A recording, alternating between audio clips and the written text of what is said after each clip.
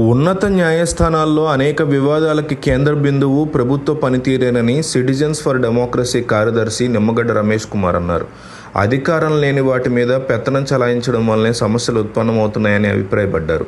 Citizen for democracy ఆధ్వర్యంలో ప్రజాస్వామ్యం, vote హక్కు ప్రాధాన్యత మీద విజయవాడలో నిర్వహించిన రౌండ్ టేబుల్ సమావేశంలో నిమ్మగడ్డ రమేష్ కుమార్ సహా జస్టిస్ చలమేశ్వర్ పాల్గొన్నారు. ప్రజాస్వామ్యానికి సంబంధించినటువంటి భావాలు అంతర్గతంగా ప్రజల్లో ఎప్పుడూ ఉంటాయని సిటిజన్స్ ఫర్ డెమోక్రసీ కార్యదర్శి, రాష్ట్ర ఎన్నికల సంఘం మాజీ కమిషనర్ నిమ్మగడ్డ రమేష్ కుమార్ అన్నారు. విజయవాడలో సిటిజన్స్ ఫర్ డెమోక్రసీ ఆధ్వర్యంలో సమావేశం నిర్వహించారు. ఈ సందర్భంగా ఆయన మాట్లాడుతూ రాజ్యాంగాన్ని పటిష్టంగా అమలు చేస్తేనే ప్రజాస్వామ్యం పటిష్టమవుతుందని వ్యాఖ్యానించారు. స్వేచ్ఛగా ఎన్నికలు జరగడం ఇప్పుడు చాలా ముఖ్యమని తెలిపారు. ప్రతిపక్షాలు వారు అని కొంతమంది ఓటు హక్కు ఇవ్వకుండా అడ్డుకోవడం ఎంతవరకు సమంజసం అన్నారు. చట్టంలో ఉన్న హేతుబద్ధతని బట్టి న్యాయస్థానాల్లో తీర్పులు ఉంటాయంటున్నారు. మీ ఓటుని మీరు రక్షించుకుని వినియోగించుకోవాలని కోరారు. చట్టసభలు ప్రమాణాలు పెంచేలా ఉండాలి, కానీ అలా జరగట్లేదన్నారు. నియమ నిబంధనలను పాటించుకుంటే విలువలు ఎక్కడ ఉంటాయని అన్నారు. రాజ్యాంగం మీద కనీసం అవగాహన ఎంతమంది ప్రజాప్రతినిధులకు ఉందని ప్రశ్నించారు.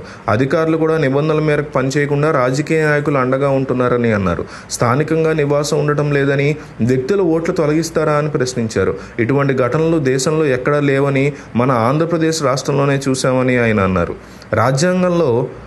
రాజ్యాంగం వల్ల ఓటు ద్వారా ఎన్నికల్లో చట్టబద్ధంగా అడుగుపెడుతున్నారని సుప్రీంకోర్టు పూర్వపు న్యాయమూర్తి జస్టిస్ చలమేశ్వర్ వ్యాఖ్యానించారు. దురదృష్టవశాత్తు 50 ఏళ్ల పాటు సుప్రీంకోర్టులో చట్టం ద్వారా ఓటు ప్రక్రియ వచ్చిందన్నారు. ఓటుకు సంబంధించిన హక్కు కేవలం చట్టం ద్వారా వచ్చిందని ఎలా చెప్తారని, ఓటు వేయడానికి ఖచ్చితంగా రాజ్యాంగపరమైన హక్కు ఉంటుందని అన్నారు. ఓటు హక్కుని ప్రజలు ఎలా వినియోగించుకుంటున్నారనేది మన దేశంలో సమస్య అని తెలిపారు. నేడు అన్ని పార్టీలు అధికారం కోసం అనాలోచితంగా హామీలు ఇస్తున్నారన్నారు. ప్రజలు ఉదాసీనంగా ఉన్నంతకాలం ఎన్ని నిబంధనలు ఉన్నా అమలు కావన్నారు. ఎమ్మెల్యే, ఎంపీ ఎన్నిక కావాలంటే కోట్లు ఖర్చు పెట్టే పరిస్థితి వచ్చిందన్నారు. ప్రజాస్వామ్యం బతకాలంటే ముందు ప్రజల్లో చైతన్యం రావాలని సూచించారు. మనం సరిదిద్దుకోకపోతే మంచి భవిష్యత్తు ఉండదన్నారు. వ్యక్తిగత స్వలాభం వ్యవస్థలకి చేటు తెస్తుందన్నారు. ఇప్పుడు బాగున్న పిల్లల భవిష్యత్తు అంధకారంలోకి మారుతుందని, న్యాయ వ్యవస్థలు సహా అన్ని వ్యవస్థలు సొంతంగా ఆలోచన చేయాలని, పనిచేయాలని అన్నారు. న్యాయం, ప్రజాస్వామ్యాన్ని పరిరక్షించుకోవాలని, లేదంటే అది దుష్ఫలితాలు తప్పకుండా ఎదుర్కోవాల్సి ఉంటుందన్నారు. మారుతున్న సమాజంలో కొన్ని మార్పులు అనివార్యమని, కానీ మూల విధానాలు, నిబంధనలు అట్లాగే ఉంటాయని ఆయన గుర్తు చేశారు. ఆంధ్రప్రదేశ్లో త్వరలో విప్లవం రాబోతుందని మాజీ ఎస్సీసీ నిమ్మగడ్డ రమేష్ కుమార్ వ్యాఖ్యానించారు. ఓటరు ఎలాంటి ప్రలోభాలకి లొంగకుండా స్వేచ్ఛగా ఓటేసైతే అట్లా ఓటు వేసే తరుణం ఆసన్నమైందన్నారు. రానున్న ఎన్నికల్లో ఓటు వేద్దాం, ప్రజాస్వామ్యాన్ని పటిష్టం చేద్దామనే అంశం మీద చర్చించారు. విశేష అధికారాలు ఉన్న ప్రభుత్వాన్ని నిర్ణయించే అధికారం ఓటుకు మాత్రమే ఉందని వక్తలు అభిప్రాయపడ్డారు. కానీ దురదృష్టవశాత్తు ఓటు నమోదులో కాలుష్యం ప్రవేశించి ఓట్లు గల్లంతయ్యే పరిస్థితులు నెలకొన్నాయన్నారు. విద్యావంతులు క్షేత్రస్థాయిలోకి వెళ్లి ఓటు ఆవశ్యకత మీద ప్రజల్ని చైతన్యపరిచి మెరుగైన సమాజాన్ని నిర్మించుకునేందుకు కదలి రావాలని పిలుపునిచ్చారు.